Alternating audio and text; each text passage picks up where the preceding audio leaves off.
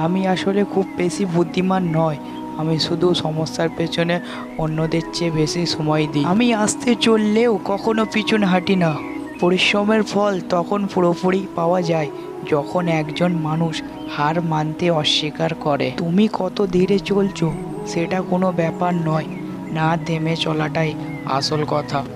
অনেক কিছুই আমাদের বদলে দিতে পারে, তবে আমাদের শুরু এবং শেষ পরিবারের সাথে হয়ে থাকে। তোমার কতক্ষণ চেষ্টা করা উচিত?